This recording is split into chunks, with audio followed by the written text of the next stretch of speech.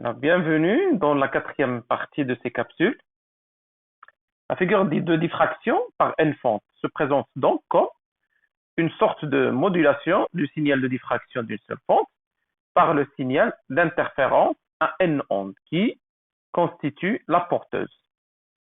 Ici, on s'intéresse à l'effet du changement du nombre de fentes d'un réseau sur l'intensité. Dans l'expression de l'intensité, on a comme paramètre, en plus de la largeur des fentes et l'écart entre les fentes, le nombre de fentes n. La croissance de ce nombre, c'est-à-dire le nombre d'ondes qui vont interférer, induit l'accentuation de l'intensité d'une part et les maxima secondaires qui sont au nombre de n-2 ont tendance à disparaître. À la limite, seuls les maxima principaux sont visibles. Je rappelle que pour des fentes très fines, la largeur de l'enveloppe va s'aplatir et on retrouve le phénomène d'interférence à n ondes.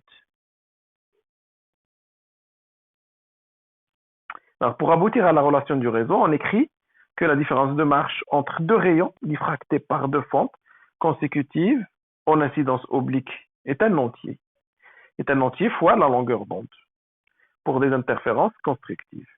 Il est un demi-entier fois la longueur d'onde pour des interférences destructives. Donc pour des franges brillantes, c'est un entier fois la longueur d'onde.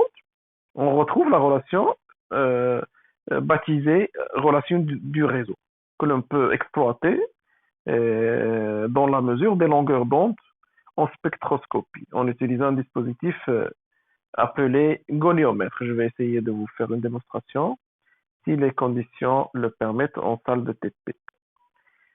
Voilà, donc bien entendu, le cas, c'est un entier, et bien qu'il soit un entier, il ne peut pas prendre n'importe quelle valeur. Le nombre d'ordre K, il est conditionné par cette relation.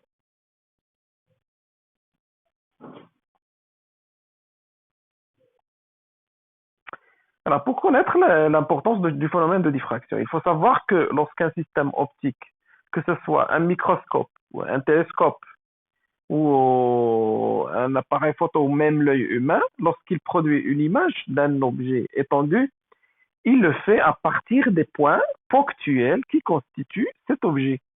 En d'autres termes, le phénomène de diffraction ne peut être évité. La conséquence, l'image d'un point ponctuel n'est jamais un point ponctuel, mais une figure de diffraction. Donc, d'après le critère de Rayleigh, un instrument optique n'arrive à séparer deux points très voisins, sauf s'ils sont à la distance angulaire supérieure ou égale à lambda sur d. Donc, la limite, c'est lambda sur d. Donc, d étant le diamètre du système qui va produire l'image. Le facteur 1.22 est introduit lorsque la lentille est circulaire.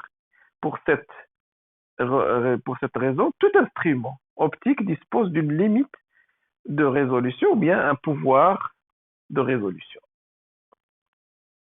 À titre d'exemple, si on veut comparer le pouvoir de résolution de l'œil humain avec celui du télescope Hubble, un œil sain est en mesure de distinguer deux objets séparés par une distance angulaire d'une minute pour une longueur d'onde de 500 nanomètres. Je rappelle que la minute est égale à 1 sur 60 degrés. Alors que Hubble présente une performance environ 1000 fois meilleure, c'est-à-dire 10 moins 3 minutes. Voilà, donc sur ce, on arrive au terme du chapitre consacré au phénomène de diffraction. On va entamer le dernier chapitre de la polarisation de la lumière. Donc la polarisation de la lumière étant une onde électromagnétique, elle est caractérisée par trois grandeurs vectorielles. Le champ électrique, le champ magnétique et la direction de propagation. Donc pour une onde plane qui se propage dans la direction OZ, par exemple, les champs électriques et magnétiques oscillent dans le plan orthogonal OXY. Étudier la polarisation de la lumière consiste à étudier le comportement du champ électrique du moment que le champ magnétique est relié à celui-ci à tout instant. Ainsi, l'étude de la polarisation d'une onde passe par l'étude des composantes du champ électrique et leur évolution dans le plan orthogonal à la direction de propagation OZ, c'est-à-dire dans le plan OXY. Si le déphasage entre ces composantes est égal à 0 ou pi, l'onde est polarisée rectiligneusement. Si ce déphasage est égal à plus ou moins pi sur 2, l'onde possède une polarisation elliptique où les grands axes de l'ellipse sont alignés avec les axes OX et OY. Dans le cas particulier où les grands axes sont de dimension égale, la polarisation est circulaire. On peut avoir une polarisation elliptique où les axes de l'ellipse ne coïncident pas avec les axes OX et OY. Dans cette situation, le déphasage peut prendre n'importe quelle valeur différente de celle que nous avons citée. Il faut noter que la polarisation elliptique peut être droite ou gauche. Ici, une petite remarque, il y a une erreur sur la figure.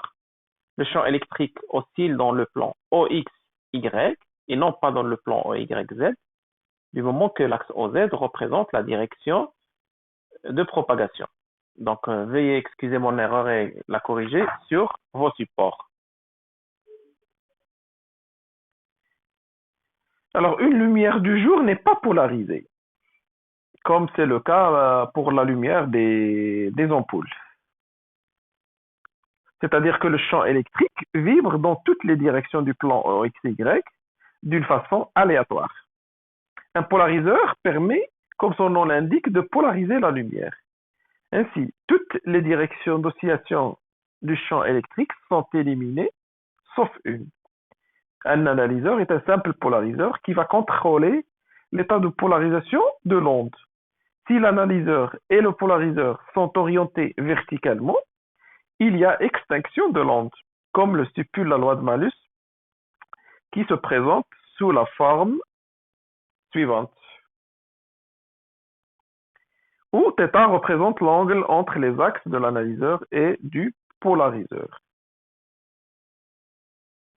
Donc on arrive à polariser la lumière avec un polariseur. Une autre façon de polariser la lumière, c'est la réflexion vitreuse.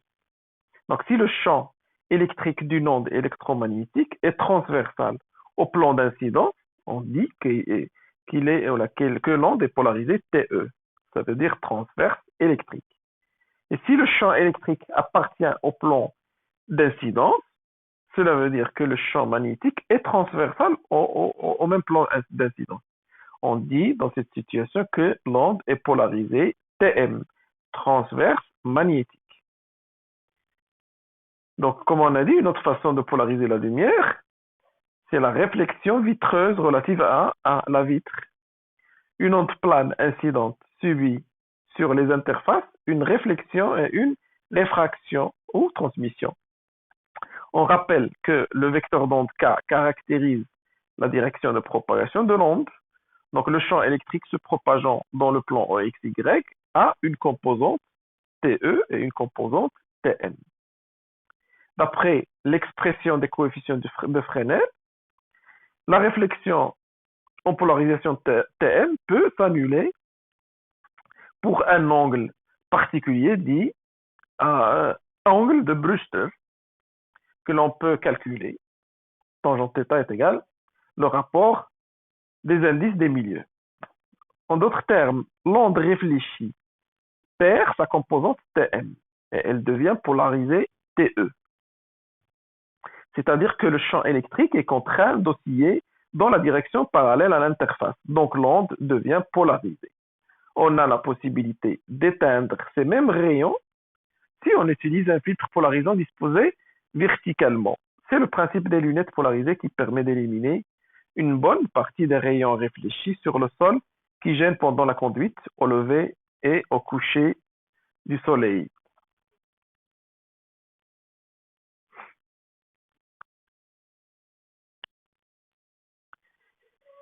Alors, pour un milieu isotrope, l'indice de réfraction reste inchangé, quelle que soit la direction de propagation de l'onde. Une onde plane de polarisation rectiligne à la traversée d'un tel milieu n'est pas affectée en termes de polarisation puisque le déphasage entre les composantes du champ électrique est toujours nul. Ce n'est pas le cas pour un milieu biréfringent dont l'indice de réfraction possède deux composantes. Ainsi, lors de la propagation dans un tel milieu, les phases des composantes du champ électrique sont différentes. Le déphasage entre ces composantes n'est plus nul.